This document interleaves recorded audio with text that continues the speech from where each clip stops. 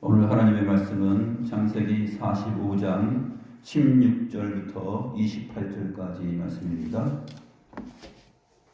창세기 45장 16절부터 28절입니다. 제가 하나님의 말씀을 받들어 읽겠습니다. 요셉의 형들이 왔다는 소문이 바로의 궁에 들리매 바로와 그의 신하들이 기뻐하고 바로는 요셉에게 이르되 내 형들에게 명령하기를 너희는 이렇게 하여 너희 양식을 싣고 가서 가나안 땅에 이르거든 너희 아버지와 너희 가족을 이끌고 내게로 오라. 내가 너희에게 애굽의 좋은 땅을 주리니 너희가 나라의 기름진 것을 먹으리라. 이제 명령을 받았으니 이렇게 하라. 너희는 애굽 땅에서 수레를 가져다가 너희 자녀와 아내를 태우고 너희 아버지를 모셔오라. 또 너희의 기구를 아끼지 말라. 온 애굽 땅에 좋은 것이 너희 것임이니라. 이스라엘의 아들들이 그대로 할세 요셉이 바로의 명령대로 그들에게 수레를 주고 길 양식을 주며 또 그들에게 다 각기 옷 한 벌씩을 주되 베냐민에게는 은 300과 옷 5벌을 주고 그가 또 이와 같이 그 아버지에게 보내되 수나기 10필에 애굽의 아름다운 물품을 실리고 암나기 10필에는 아버지에게 길에서 드릴 곡식과 떡과 양식을 실리고 이에 형들을 돌려보내매 그들에게 이르되 당신들은 길에서 다투지 말라 하였더라.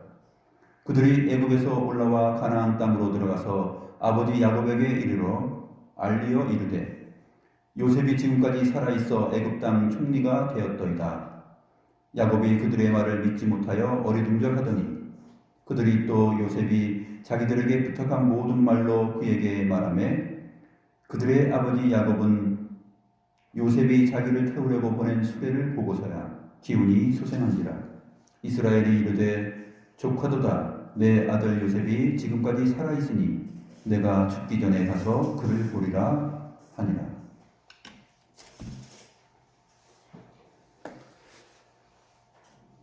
오늘 본문은 하나님께서 애굽의 왕 바로의 마음을 움직이셔서 바로의 마음을 적극적으로 활용하셔서 야곱과 그 형제들의 가족 모두를 애굽으로 오게 하는 그 일을 진행하십니다. 바로 왕의 이러한 진심 어린 마음과 적극적인 행동이 아니었다면 야곱이 애굽으로 오는 것을 설득당하기가 어려웠을 것입니다. 오늘 본문이 그것을 잘 보여주고 있습니다. 그런데 하나님께서 그러한 인간의 상태를 아시는 하나님께서 바로 왕의 마음을 움직이시고 그 마음을 통하여서 야곱의 모든 가족들, 요셉의 가족들에게 선한 행동을 하게 하심으로 또 후대하게 하심으로 야곱의 가족들이 애굽으로 드디어 다 내려오는 그러한 역사가 벌어집니다. 이것은 단지 한 가족의 이주 사건 또 한 나라에서 저 나라로 가는 이민 사건을 다루는 것이 아닙니다. 이것은 하나님께서 일찍이 아브라함에게 말씀하셨던 언약 가운데 있는 그 언약을 진행하는 구속 역사의 구체적인 출발점입니다. 이스라엘의 애굽으로 들어가서 430년 동안 종살이를 하다가 나중에 출애굽을 하게 되죠.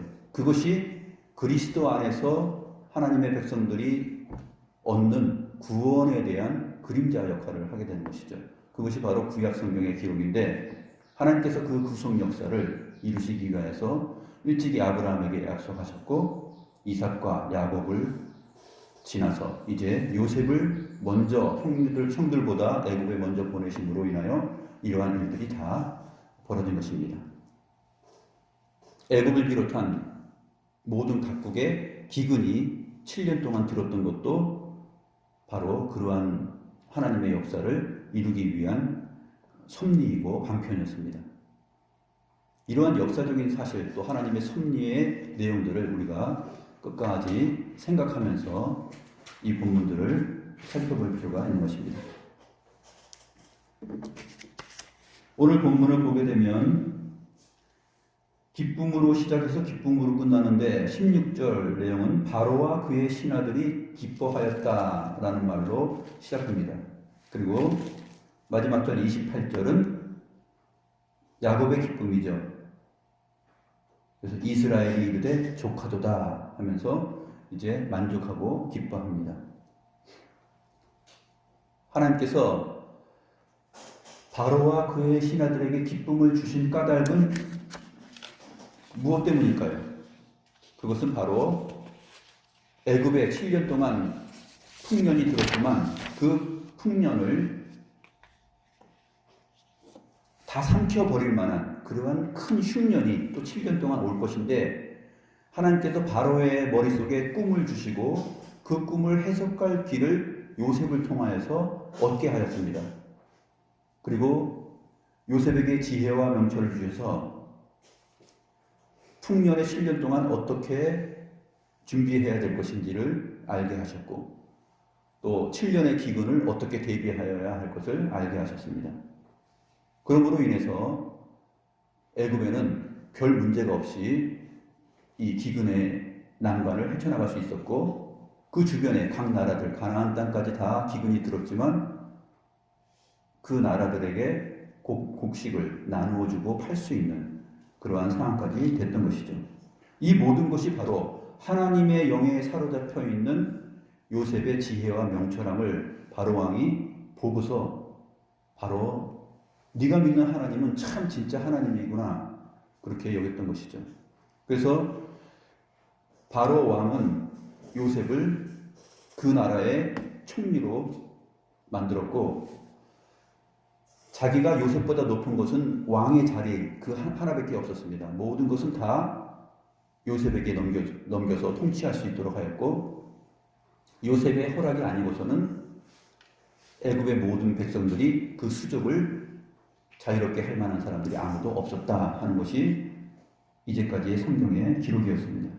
그래서 바로와 그의 신하들이 요셉의 형제들이 왔다는 소문을 듣고 기뻐하게 됩니다. 요셉의 형들이 왔다는 소문을 어떻게 알게 됐을까요? 그것은 지난 시간의 본문입니다. 45장 2절이죠. 요셉이 큰 소리로 우니 애굽 사람에게 들리며 바로의 궁중에 들리더라. 이 애굽 사람에게 들리며라는 것은 그 바로의 신하들에게 들렸다는 얘기고 또 바로의 바로의 집에 들려서 바로가 또 알게 되었다 하는 것입니다. 그래서 요셉의 형들이 왔다는 소문이 요셉의 큰 울음소리로 인하여서 알게 됐는데 바로 왕이 아니 내가 사랑하고 내가 신뢰하는 우리나라에 정말 없어서는 안 될 저 요셉이 무슨 까닭에 저렇게 슬피 우는 거야? 대성통곡을 하는 거야? 야, 얘들아 좀 알아봐 하고 신하들을 보내니까 자초지종을 설명했겠죠. 22년 만에 요셉의 형들이 요셉과 만나게 되었습니다 하는 그러한 상황을 얘기했을 것입니다. 그러니까 그래? 하면서 이제 바로가 기뻐하고 그의 신하들도 함께 기뻐합니다. 그러면서 하나님께서는 이렇게 요셉에게 신뢰성을 가지고 그 형들이 온 곳을 기뻐하는 마음을 주심으로 야곱의 가족들에게 애굽 땅에서 살아갈 수 있는 길을 열어주십니다. 바로가 요셉에게 말을 하죠. 너희 양식을 싣고 가서 가나안 땅에 이르거든 너희 아버지와 너희 가족을 이끌고 내게로 오라. 내가 너희에게 애굽의 좋은 땅을 주리니 너희가 나라의 기름진 것을 먹으리라.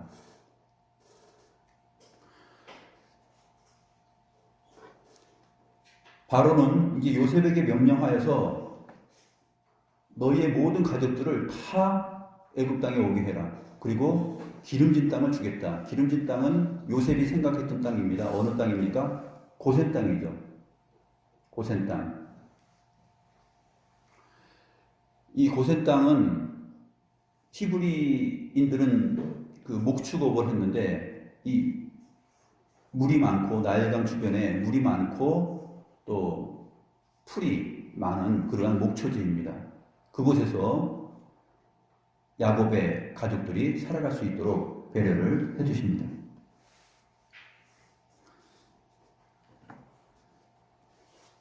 그래서 애굽에 좋은 땅을 줄 것이니 애굽 땅에서 수레를 가져다가 형제들의 자녀와 아내와 아버지를 태우고 오라고 말합니다. 20절 말씀 보시죠. 너희는 기구를 아끼지 말라. 온 애굽 땅에 좋은 것이 너희 것임이라. 이렇게 되어 있는데 너희는 기구를 아끼지 말라. 이게 무슨 말이냐면 직역을 하면은 너희의 눈은 물건들을 아까워하지 말라. 왜냐하면 애굽 모든 땅에 좋은 것이 너희 것이기 때문이다. 이렇게 되어 있습니다. 너희의 눈은 물건들을 아끼지 말라. 어떤 물건들을 아끼지 말라는 것이냐면 이제 양식을 싣고 가나안 땅으로 가거든 거기 있는 물건들, 너희들의 삶의 터전에 있는 집안에 있는 물건들을 너희 눈으로 이것은 아까워, 이것은 가져가야 될 것 같아, 이것은 챙겨야 돼, 그런 마음 갖지 말라는 거예요. 오늘날로 말하면 이 냉장고 가져가야지, 이 냉장고 언제 산 건데, 또 이 소파, 또 텔레비전, 큰 거 텔레비전, 축구 경기도 봐야 되는데, 또 그릇들, 주방에 그릇들, 좋은 그릇들, 접시, 커피잔 이런 것도 다 챙기려고 하는데 그런 거 아까워하지 마. 그 물건들 아까워하지 마. 왜냐하면 애굽 땅 전체에 좋은 것이 다 너희의 것이다. 그렇기 때문에 너희는 그것을 보면서 눈으로 아까워하지 말라라고 바로왕이 말을 한 것입니다.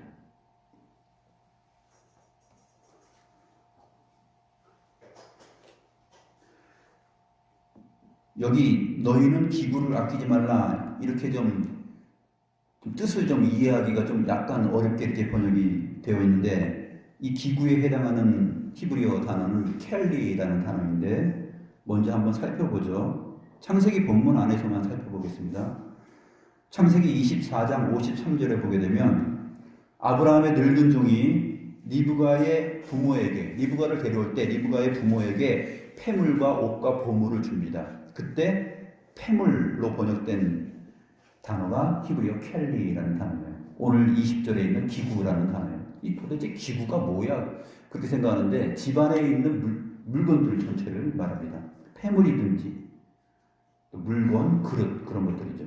또 31장 37절에 보게 되면 외삼촌 라반이 야곱이 이제 가족을 데리고 다 떠나니까 뒤쫓아가 가지고 야곱의 짐을 뒤지면서 그릇과 그릇 사이를 다 뒤집니다. 자기 드라빔이 어디 있나 하면서 찾죠.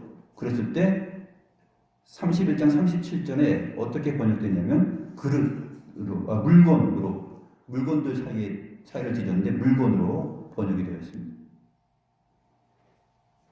42장 25절에는 이 켈리라는 단어가 그릇으로 번역되어 있는데 요셉이 형들에게 곡물을 주는데 그릇에다 담아주죠. 그랬을 때 그릇입니다. 그러니까 폐물, 물건, 그릇, 집안에 필요한 것들, 그렇죠? 그 필요한 것들 다 아까워하지 말고 다 놔두고 와. 그 얘기예요.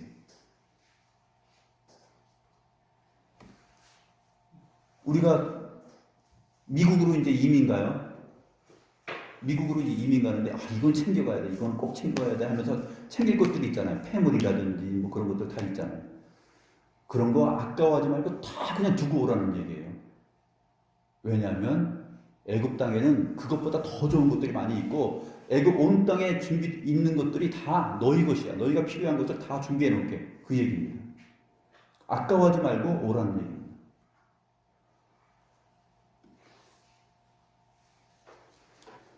그래서 미리 보겠지만 다음 장에 보게 되면 46장 6절을 보게 되면 그들의 가축과 가나안 땅에서 얻은 재물을 이끌었으며 야곱과 그의 자손들이 다 함께 애굽으로 갔더라 했을 때 가축들하고 그 다음에 획득한 것들만 가져가요. 거기에는 그릇이나 폐물 뭐 이런 것들은 다 없는 것이, 살림살이 이런 것들은 다 놔두고 오는 것이.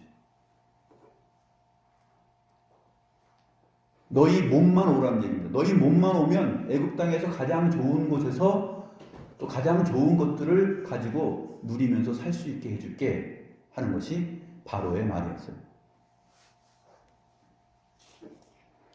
그러니까 21절에 보니까 요셉의 형제들이 아 그래요? 그러면 그렇게 하죠 하면서 그렇게 하겠다고 말합니다. 이스라엘의 아들들이 그대로 할세 요셉이 바로의 명령대로 이제 그들에게 수대를 주고 길 양식을 주면서 떠나보냅니다. 떠나보내는데 이제 22절에서 차이점이 좀 나타납니다. 22절 보면은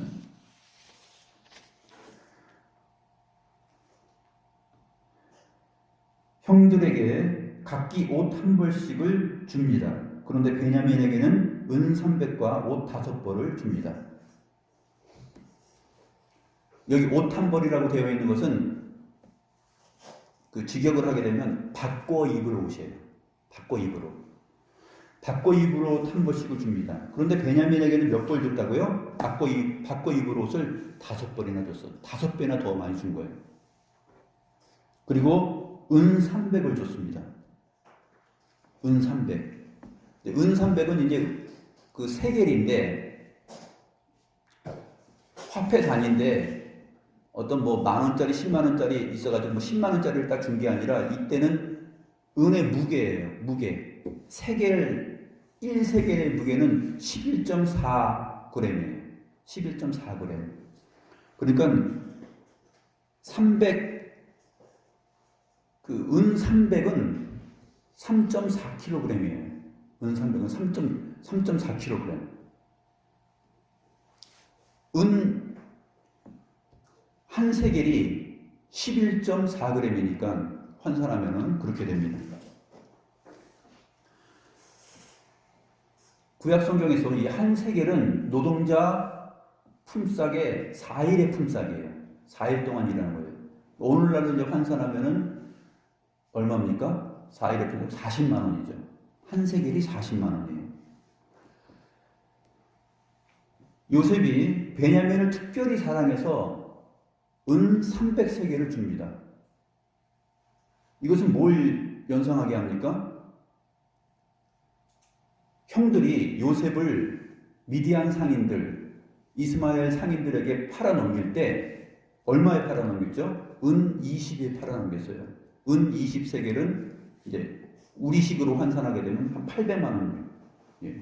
한 사람을 노예, 종으로 팔아넘길 때 주고받는 가격이 오늘날로 치면 이제 800만 원 주고 팔아넘긴 거예요. 그런데 요셉이 베냐민에게 준 은이 얼마냐면 300세겔입니다. 300세겔은 그렇게 계산을 해보면 얼마인가 하면은 1억 2천만 원이에요. 1억 2천만 원. 오늘날로 치면 1억 2천만 원을 준 거예요.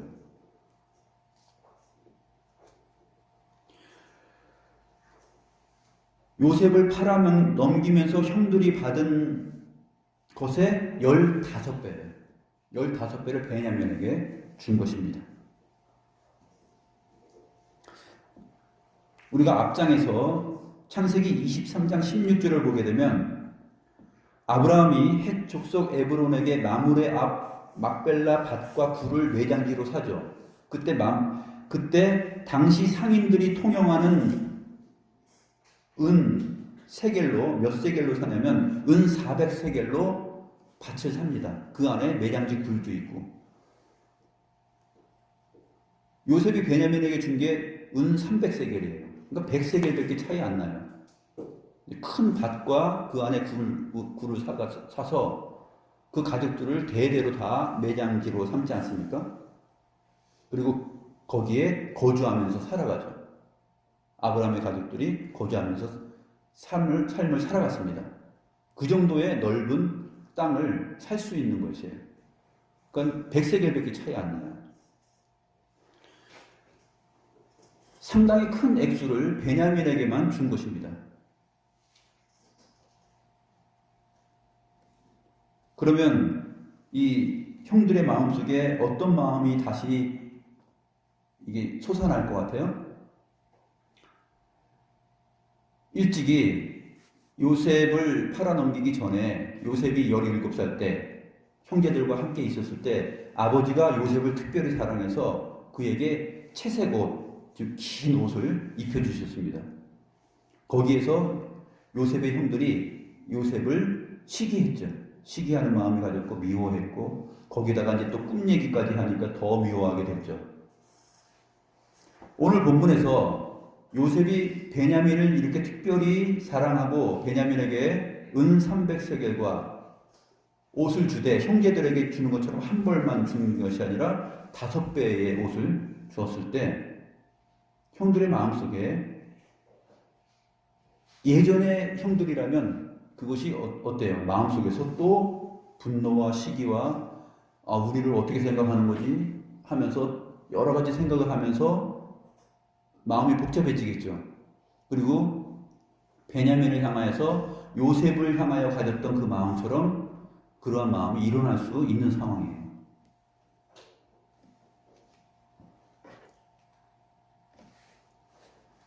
그리고 요셉은 이제 아버지에게 줄 것을 말합니다. 수낙이 10필에 애굽의 아름다운 물품을 실리고 암낙이 10필에는 아버지에게 길에서 드릴 곡식과 떡과 양식을 실렸습니다. 형들에게는 뭐 별로 준 게 없어요. 그냥 양식, 평범하게 양식 시키고 옷 한 벌씩 줬어요.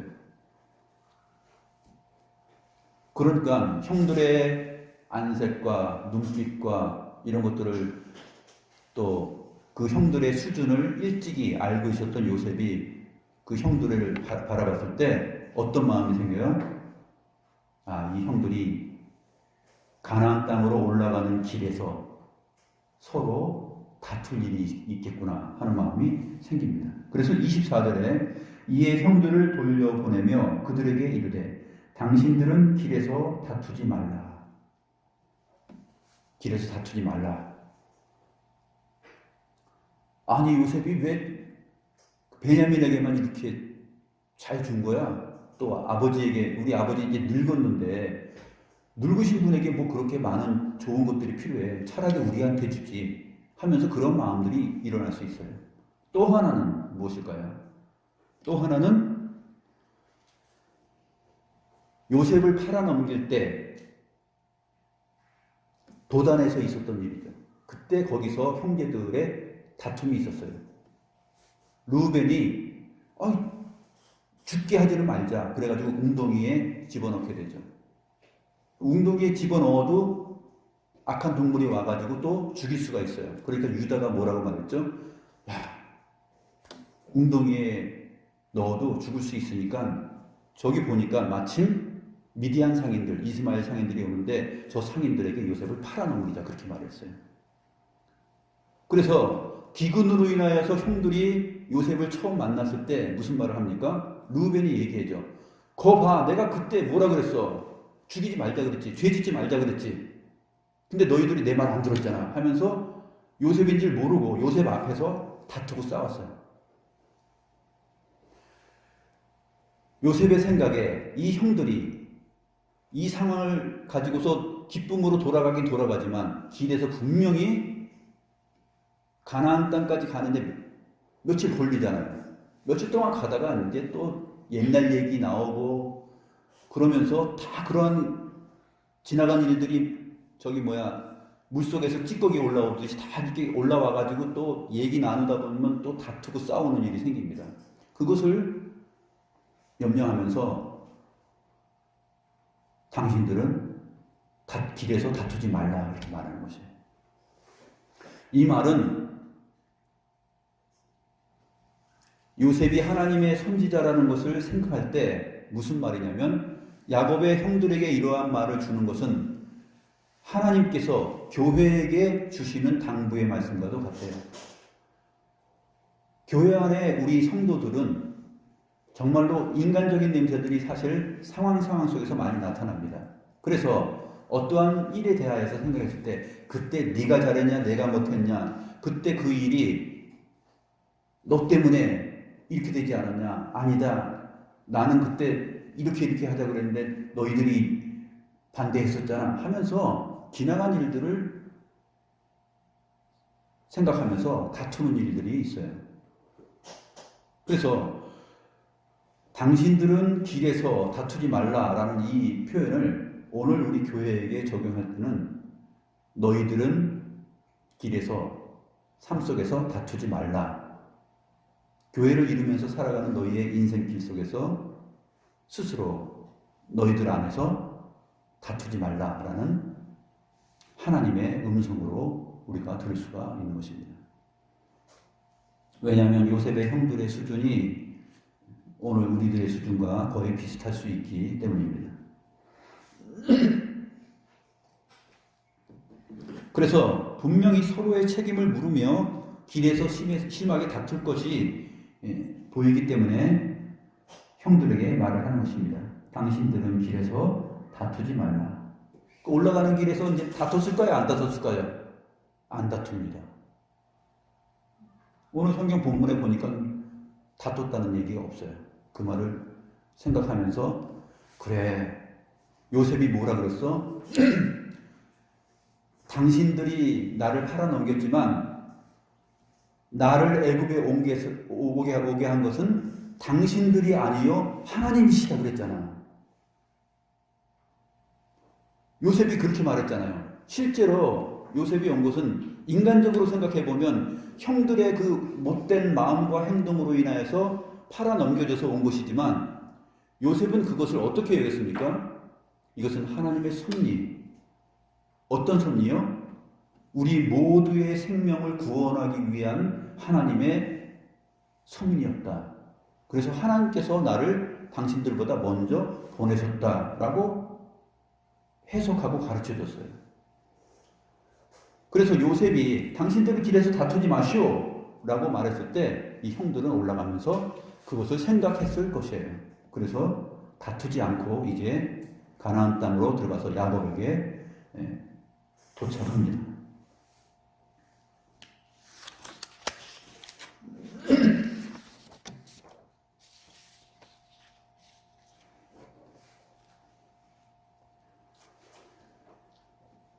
야곱에게 도착한 형들이 말합니다. 26절이죠. 요셉이 지금까지 살아있어 애굽 땅 총리가 되었습니다. 라고 말합니다. 그 말을 듣자 야곱이 믿지 못하여 어리둥절하였다라고 말합니다. 여기서 어리둥절하였다라는 말은 어떤 뜻이냐면 그의 마음이 마비되었다라고 되어 있어요. 히브리 본문에 보게 되면 그의 마음이 멎었다, 마비되었다. 마음이 그러니까 심정지가 온 거예요. 요셉이 살아있습니다. 그리고 애굽의 총리가 됐습니다. 하니까 그 말을 들은 늙은 야곱이 심정지가 온 거예요. 탁 그냥 마음이 굳어버렸어요. 그래가지고 무슨 말을 해야 될지 이걸 어떻게 내가 받아들여야 될지 그렇게 된 것이에요. 그래서 우리말 번역에 이제 어리둥절하였다라고 했는데 이 번역이 좀 사실은 좀 약해요. 그래서 심정지가 되었다라고 하는 게 진짜 마음에 와닿는 거죠. 직역입니다. 야곱의 마음이 정지되었다. 아무런 백지 상태예요. 무슨 말을 해야 될지 어떻게 해야 될지 이게 도대체 어찌 된 일이야 하면서 이제 멍하게 된 거예요. 그러니까 요셉의 형들이 살려내야 되잖아요. 이제 심정지가 왔으면 이제 살려내야 됩니다. 숨을 쉴 수 있게 해줘야 돼요. 그래서 요셉이 자기들에게 부탁한 모든 말로 말하기 시작해요. 요셉이 자기들에게 부탁한 모든 말, 어떤 말입니까? 앞에 내용이죠. 45장 9절부터 11절 보면 당신들은 속히 아버지께로 올라가서 아뢰기를 아버지의 아들 요셉의 말에 하나님이 나를 애굽 전국의 주로 세우셨으니 지체 말고 내게로 내려오사 아버지의 아들들과 아버지의 손자들과 아버지의 양과 소와 모든 소유가 고센 땅에 머물며 나와 가깝게 하소서. 흉년이 아직 5해가 있으니 내가 거기서 아버지를 복양하리이다. 아버지와 아버지의 가족과 아버지께 속한 모든 사람에게 부족함이 없도록 하겠나이다. 하더라도 전하소서. 이 모든 말이에요. 그렇게 말을 전하고 나니까 그 다음에 뭐가 보입니까? 그들의 아버지 야곱은 요셉이 자기를 태우려고 보낸 수레를 보고서야 기운이 솟아난대요.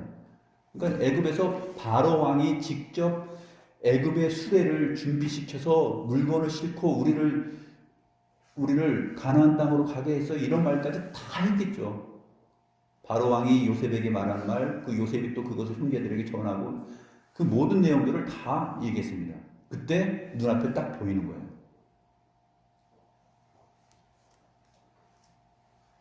우리 식으로 이제 하다 보면은 비행기가 한 대 오는 거예요. 비행기가 쫙.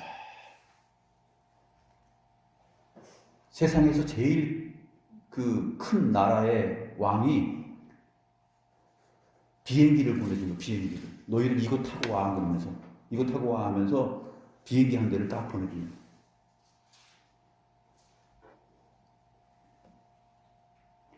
야곱은 요셉이 자기를 태우려고 보낸 수레를 보고서야 기운이 솟아난지라. 수레에 보니까 뭐라고 써 있어요? 가나안 땅에는 수레가 있었을까요? 없었을까요? 수레는 이제 나무로 만든 바퀴가 달려있는 그 말들이 끌고 다니는 그 바퀴 달린 그 수레인데 그런 것들은 가나안 땅의 이 야곱에게는 전혀 상상할 수도 없는 거예요. 그걸 보낸 것입니다.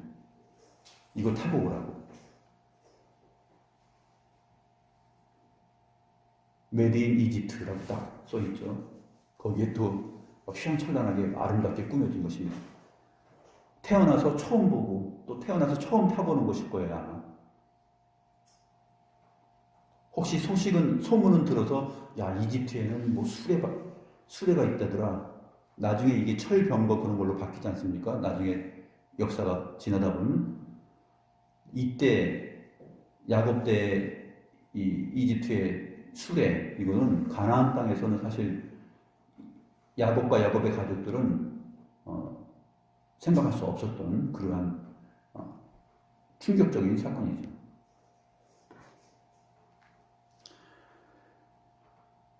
요셉이 자기를 태우려고 보낸 수레 그것을 보고서야 기운이 솟아난지라. 기운이 솟아난지라는 뭐냐면 영이 살아났다예요.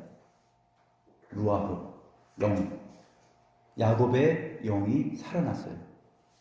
그 전에는 어떻게 됐어요? 야곱의 영이 죽었죠. 야곱의 마음이 멎었었어요. 그러다가 멎었다가 요셉이 형들에게 말했던 모든 이야기를 다 들려준 다음에 그 다음에 정말로 그 증거물로서 메드인 이집트의 그 수레가 쫙 자기를 데리고 오는 것을 볼 때 그때서 야곱이 이제 심정지된 상태에서 이제 살아납니다. 그들의 아버지 야곱의 영이 살아났다 이렇게 기록되어 있습니다.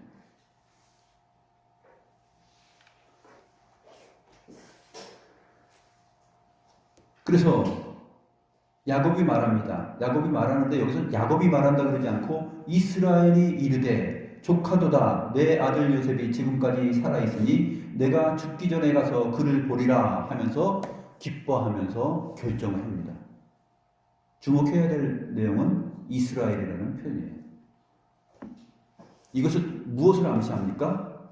이제 하나님께서 아브라함에게 약속하시고 언약하신 그 내용을 따라서 이스라엘이 이제 이집트 땅으로 들어가게 되는 시작점, 출발점이 되었다 하는 것을 시사해 주는 거예요. 야곱이 내려가지만 야곱의 이름을 이스라엘로 바꾸셨는데 그 이스라엘의 운명이 이제 이집트 땅에 들어가게 되었다. 무엇을 이루기 위해서요? 하나님께서 정하신 계획, 구속 역사의 그 크고 비밀한 뜻, 그것을 이루기 위해서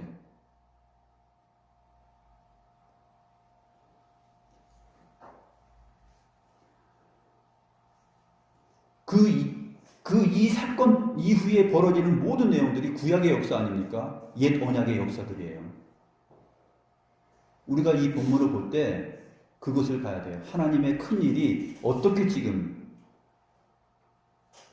역사 속에서, 각 나라들 속에서, 또 인생들 속에서 어떻게 일어나는가.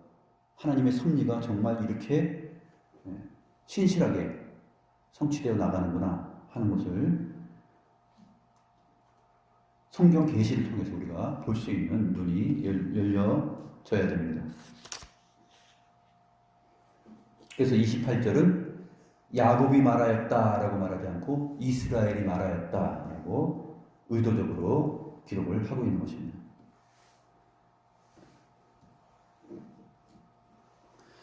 하나님은 이렇게 애굽 왕 바로의 마음을 적극적으로 활용하셔서 야곱과 그의 형제들과 모든 가족들이 다 이집트로 내려오게 하십니다.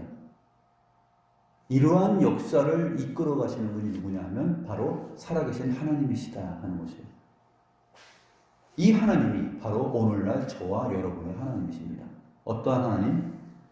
오늘날도 살아계셔서 자기 백성들을 큰 구원의 내용과 크고 비밀한 경륜과 섭리로 우리를 이끌어 가시며 우리의 인생을 하나님 자신의 큰 섭리와 경륜 안에 담아서 그렇게 인도하고 계시다 하는 것을 우리가 알고 살아가야 된다는 것이에요.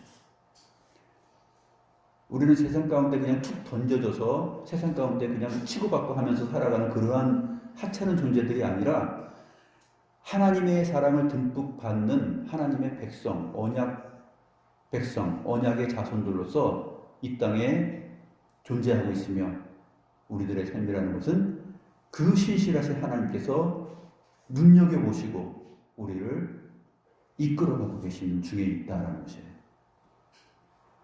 우리들의 삶 속에서 많은 사건들이 일어나지만 요셉이 고백한 것처럼 바로 하나님께서 우리를 다 통치하시고 이끌어가시고 모든 사건 속에서 우리를 더욱더 견고한 신앙으로 만들어가시고 우리를 더 성숙한 자로 만들어가시고 하는 그러한 것들을 보게 되는 것입니다. 기도하겠습니다.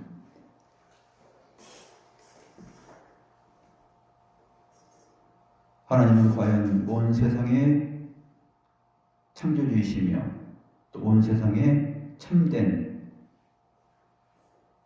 왕이십니다. 모든 것을 아시고 모든 것을 통치하시며 모든 것을 자신의 뜻대로 경영하시는 그러한 주권자이십니다. 그 하나님의 주권 아래 저희들이 놓여져 있으며 특별히 하나님께 사랑을 받아 복을 누리는 자녀들로 살아가고 있습니다. 그 가운데 세상 사람들의 시각으로 볼 때 부모 없는 자식처럼 버려진 자들처럼 위태해 보이고 또 초라해 보일 수는 있지만 하나님께서 저희들을 하나님의 큰 구원의 역사 안에 담아주셔서